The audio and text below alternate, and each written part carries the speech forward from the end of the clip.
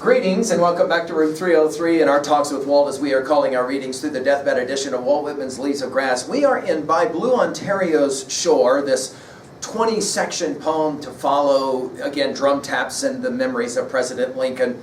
And we are now working with the final section, 17 through 20. We're obviously going to ask, how does Whitman finish a poem this amazing, this controversial, this iconoclastic? And we're going to find that here we will meet Whitman's promise, as I call it, a promise of harmony, a promise of unity, and it will be represented by the repetition of a phrase, you and me. Now, our assumptions are that you've been following our stuff at learnstrong.net, down that left-hand side, Talks with Walt, our playlist, and you've been with us from the very introductory word come all the way up to and including a set of introductory comments for Ontario, and then finally, of course, sections 1 through 16. My hope is that you have been working before you engage in this set of lines with me, that you are familiar with everything that comes before 1 through 16.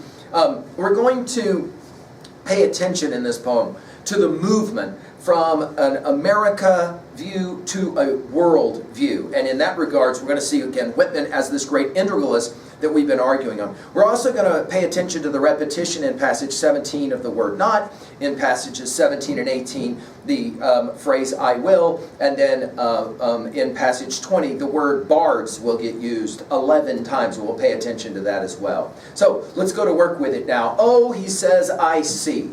And we've seen this, the idea of vision. I see flashing that this America is only you and me. And again, 9 times we're going to get this you and me phraseology. I want to point out all the military language that we're about to see, and at the same time, the language of unity or harmony. He says it this way. Oh, I see flashing that this America is only you and me. Its power, weapons, testimony are you and me. Its crimes. Notice he'll take both sides in almost like yin-yang approach. Both sides. Its crimes, lies, thefts, defections are you and me. Notice the inclusivity. Its Congress is you and me. The officers, capitals, armies, ships are you and me. Its endless gestations, again, back to Leaves of Grass is the title of our poems, of new states are you and me. The war, and then he'll say it in a couple of asides as he finishes this poem. The war, that war, so bloody and grim. We know this from our drum tap study, huh? The war I will henceforth forget was you and me. Now this idea of forgetting the war is, I think, powerful. Not that Whitman's ever going to forget the war. It's that we're going to transcend it. We're going to move beyond it. That is to say, we're going to remember what's most important about the war. We're going to forget the horrors of the war. Again, a sustained theodicy, as we've called it, right? Natural and artificial are you and me. Freedom, language, poems, employments are you and me. Past, present, future are you and me. And then he says it. I dare not. Notice the word not getting used at least 7 times. I dare not shirk any part of myself. Shirk gets used 1 time in all Leaves of Grass. It's right here. Nor any part of America, good or bad. Not to build for that which builds for mankind. Notice all these different verbs.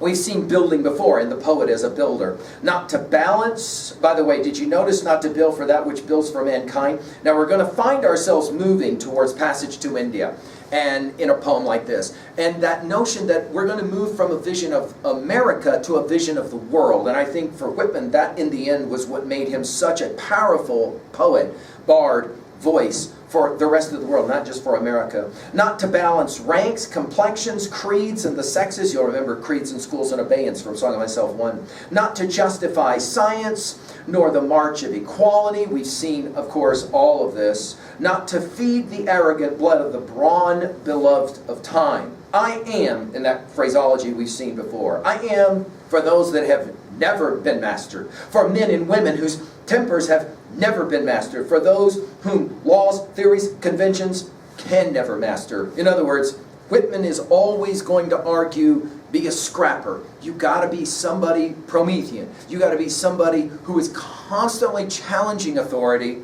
and at the same time constantly wishing to control yourself, have power over yourself. He says it this way.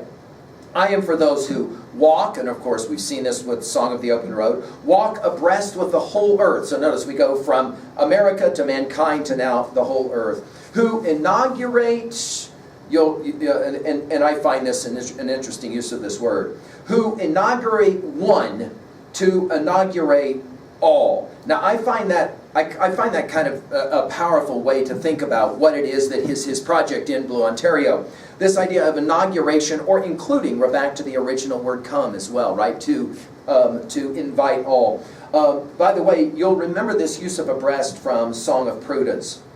Inaugurate, you'll remember, from starting from Palmanock 7. And then we got 10 I wills. I will not be outfaced, only use of all, in All Leaves of Grass, that word. Oh, I will not be outfaced by irrational things. You'll remember this, irrational things, from Me Imperturbed. Go back and look at that poem. I will penetrate what it is in them that is sarcastic upon me. Penetrate takes us back to the Garden of the World, and sarcastic gets used one time in All Leaves of Grass, and it's right here. I will make cities and civilizations defer to me. In other words, we're going back to what we said before. Again, these are summation lines. He's concluding what he's already said about how the bard or the poet will be the subsumer of everything and everyone. I will make cities and civilizations defer to me. This is what I have learnt from America. It is the amount, and it I teach. Again, now guys, I said to you in the opening comments when we started with Blue Ontario, I said that when we look at the 5 P's of Whitman, one of those 5 P's is Whitman as pedagogue, or Whitman as teacher. And notice the irony here. The teacher will become the student, so that then the student can become the teacher. It is symbiotic, and notice he'll play that game here. And then in parenthetics, democracy, while weapons were everywhere aimed at your breast, I saw you serenely give birth to immortal children, saw in dreams your dilating form, saw you with spreading mantle covering the world. And there we are one more time to this idea from America to the world. Notice he speaks directly to democracy. We've seen this a number of times in this poem, where he will speak directly to America, and he'll use this martial language as well. And he will say, I saw how the war gave birth to immortal children. In other words, all of those dead are not actually dead. We're back to Song of Myself, passage 6. All of those dead live through you. I find this a compelling idea. You are here because of all of those dead of the Great War, the Civil War. And of course, any other battles, both physical and metaphysical. And here you are as immortal children. I find that remarkable. Passage 18 continues with the I will. Notice all the verbs. I will confront these shows of the day and night. I will know if I am to be less than they. I will see if I am not as majestic as they. Of course, he loves that word majestic. I will see if I am not as subtle and real as they. Authenticity is always going to matter to Whitman.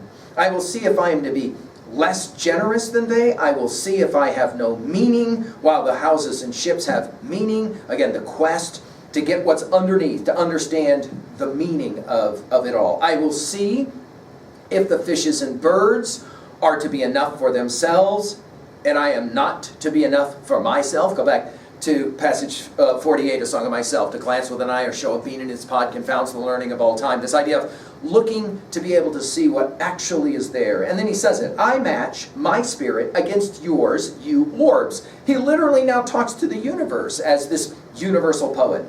Growths, mountains, brutes, copious as you are, I absorb you all in myself and become the master myself. I think the key word is this word absorb. It is an agricultural term as he uses it, right, to take into. America, isolated, yet embodying, taking back the word absorb, to build on absorb, yet embodying all, what is it finally except myself? In other words, the many are the one. These states, what are they except myself? This poet who now takes on the voice for the entire nation. I know now why the earth is gross, tantalizing, wicked. Again, his ability to take both sides of the yin-yang circle, right? It is for my sake. We've heard this already, obviously, earlier. I take you specifically to be mine, you terrible, rude forms. Terrible, of course, means unknown, and rude here means simple. And the use of the word forms takes us to our study of Plato's Republic. We've given full lectures on it at learnstrong.net. Then in parenthetics, and notice how he likes to play this game at the conclusion of some of these stanzas. Mother, Bend down, bend close to me your face. Go back to reconciliation to see this bend down used the way he does it. I know not what these plots and wars and deferments are for. I know not fruition success, but I know that through war and crime, your work goes on and must yet go on. Mother personified as democracy, and that is to say, I have an answer to the theodicy question, why do bad things have to happen? No longer ask, why is this happening to us? But rather learn to ask, why is this happening for us? How are we going to grow beyond it? This is what he argues. And in passage 19, he begins his conclusion to finish in 20. He says thus, and that gives you the hint that now we're finishing. By blue Ontario's shore, we're back to the title and the opening lines. While the winds fanned me and the waves came trooping toward me. Notice all of this military language, right? By the way, this section and the one to follow was added in 1867, Norton's tells us. I thrilled with the power's pulsations, and the charm of my theme was upon me. This use of the word charm takes us to Socrates' daimon. Notice the very last three words of this poem will include the word charm, right? In other words, incantation or invocation, as we'll get to it at the end of this poem. I thrilled with the power's pulsations, and the charm of my theme was upon me, till the tissues that held me parted their ties upon me. This idea of the tissues is a very very biological term. Notice as well this idea that it held me takes us back to our study of when lilacs last in the dooryard bloomed with the word twined, right? And I saw, looking into the future, the poet, and I saw the free souls of poets, the loftiest bards, we're going to get to that word repeated again and again now in the next section, of past ages strode before me. Think about the Aeneid, as I said already a number of times, the influence of that journey to the underworld, where Aeneas goes down there to visit with Anchises, and what is it that he sees? Well, he sees this kind of walking in front of him all of the future. Here, we're playing the same games, only now we're looking backwards to see that everything has culminated here. Again, the influence of Hegel can't be overstated for Whitman. The loftiest bards of past ages strode before me, strange large men, long unwaked, undisclosed, were disclosed to me. In other words, he saw you. He saw you. The immortal children that are the product of this American experiment which had to go through this horrific war. This is how he will define it. And then he will finish in passage 11, or in passage 20, with a repetition of the word bards over and over again. He likes the older word for poet is bard, the singer, right? Oh, my rapt verse. You'll go back to Eidolons to find that use of rapt, ecstatic was the way it was used in Eidolons. Oh, my rapt verse, my call, mock me not. By mock here it means don't make it useless, right? Mock me not. Not for the bards of the past, not to invoke. 3 times the word invoke will get used, and that's the only time it gets used in all of Lisa Grass. I told you guys that the invocation of that phantom at the beginning in section 1 is kind of reversed. We're playing now this game of the invocation of the muse in reverse. I find this fascinating the way he plays this game. He says it this way, not for the bards of the past, not to invoke them have I launched you forth. By the way, this idea that he has a calling. He sees this as a calling. Again, the opening word of Lisa Grass, come, right? Not to call even those lofty bards here by Ontario's shores. Have I sung so capricious and loud my savage song? You'll remember this use of the word savage from 1 Hour to Madness and Joy. Bards for my own land only I invoke. Notice in parenthetics, for the war is over. The field is cleared. It's like he wants to constantly remind us in this poem. The old war is done, the new war now is upon us. Till they strike up marches henceforth triumphant and onward. You'll remember this, right, from Song of Myself, passage 6. All goes onward and outward. Here we're back to that language. To cheer, O mother, we're back, of course, to democracy and mother. Your boundless, expectant soul. This word expectant gets used one other time in Lisa Grass in a little poem called Christmas Greeting. Other than that, this word doesn't ever get used. However, this whole poem is obviously just very expectant. And then he'll say it, bards of the great idea. Notice the great idea, used now 4 times prior, it'll all be subsumed now in these final lines. Bards of the great idea. Bards of the peaceful inventions. Notice we're gonna have technology, but it's going to be peaceful now. For the war is over. So notice we're going back now again to remind ourselves the war is over, right? And again, this idea of the war is over is actually used in Terno Libertad.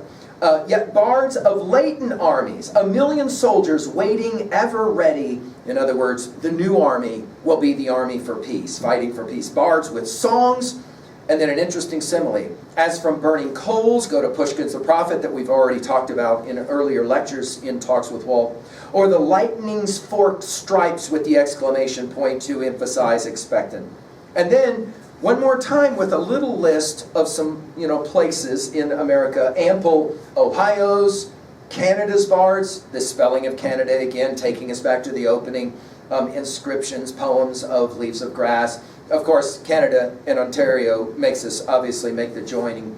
Then the hyphen, bards of California, inland bards, and then another hyphen, bards of the war.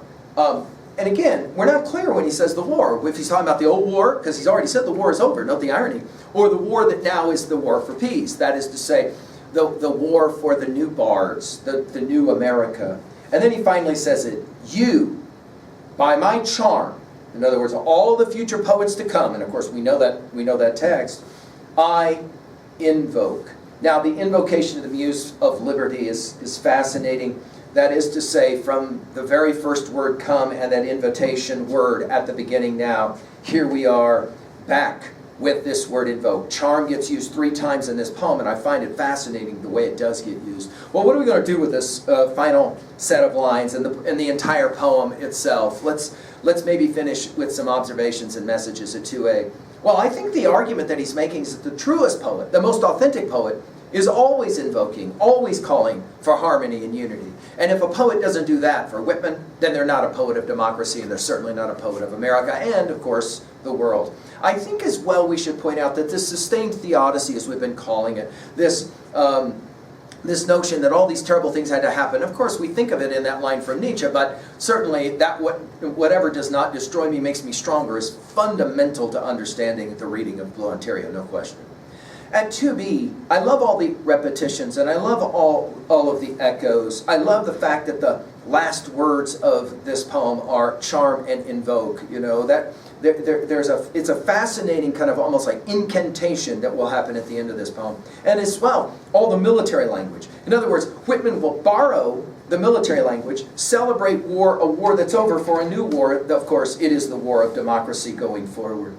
At 3a, I've mentioned Passage to India because I want you to recognize that that's where we're headed. So now, after our war poems of Drum Taps and Memories of President Lincoln, after By Blue Ontario's Shore, the poem that we're now really working towards is Passage to India, what some consider the greatest poem, the greatest universal poem ever written, and we'll be looking at that one here in a while. We've got a few poems to get to before that one. I want to remind us of our Homer, our Virgil, our Dante, our Milton, all, of course, invoking the muse and asking for the ability to charm. I think that's an easy connection to make. But the connection I want to take you to now with Blue Ontario's Shore is the 1819 offering of Shelley, Ode to the West Wind, and those very last lines. Now, we've given full explanation of this poem at learnstrong.net, but do you remember how he finishes? Make me thy lyre, even as the forest is. What if my leaves are falling like its own? The tumult of thy mighty harmonies will take from both a deep autumnal tone, sweet though in sadness. There are many readers of Leaves of Grass that feel like this set of lines is the genesis in large measure of so much of what Whitman's doing in Leaves of Grass. Be thou, now back to Shelley, be thou spirit fierce, notice the use of the word fierce, my spirit, be thou me impetuous one. Drive my dead thoughts over the universe like withered leaves to quicken a new birth. And by the incantation of this verse, again the use of incantation, scatter as from an unextinguished hearth, ashes and sparks, my words among mankind. Be through my lips to unawakened earth the trumpet of a prophecy, exclamation point. O wind, if winter comes, can spring be far behind? Well, there is the theodicy, I think, of Whitman, and it leads us finally to 3b. Well, what are you going to say about this poem? What were your favorite lines? What were your favorite images? What about his call for unity, for harmony? And what about his call for the bard, the poet, the teacher to step forward. I hope that all of this has challenged you as student and as learner and obviously as teacher. Thank you.